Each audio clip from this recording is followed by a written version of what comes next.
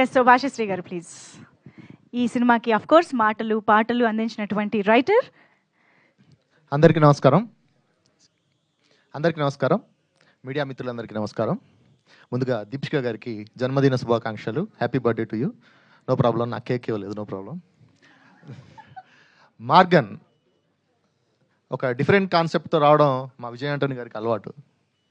కొత్తగా మార్గన్ అంటే మనం తెలుగులో మార్గం అంటాం. ఈ మార్గం ఎక్కడికి ఏదో దారితీస్తుంది, తను వెళ్తున్న గమ్యానికి ఈ మార్గం ఉపయోగపడుతుందా లేదా, అదే ఈ సినిమా కాన్సెప్ట్. ఒక అద్భుతమైన కాన్సెప్ట్ ఇది. మెయిన్గా స్క్రీన్ ప్లే బేస్డ్ కదా అది.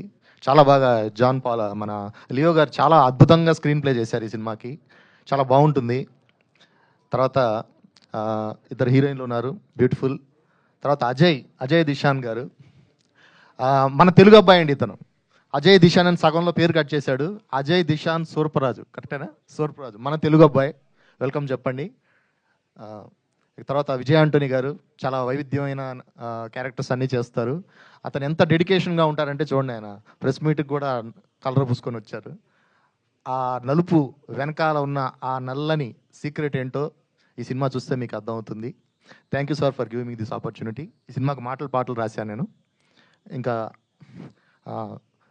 రామాంజనేయులు గారు ఈ సినిమాని తెలుగులోకి తీసుకొస్తున్నారు. ఈ సినిమా బాగుంటుంది, డెఫినెట్గా అందరికీ నచ్చుతుంది. ఈ సినిమా చూడండి. ఓటీటీలో వస్తుంది కదా అనేసి థియేటర్లో మానేయకండి. థియేటర్లో ఉన్న కిక్కే వేరు. So thank you very much. ఈ ఆపర్చునిటీ ఇచ్చినందుకు మా డైరెక్టర్ గారికి, మా విజయ్ ఆంటోనీ గారికి thank you very much. Thank you so much Bhashasri గారు, థ్యాంక్ యూ సో మచ్.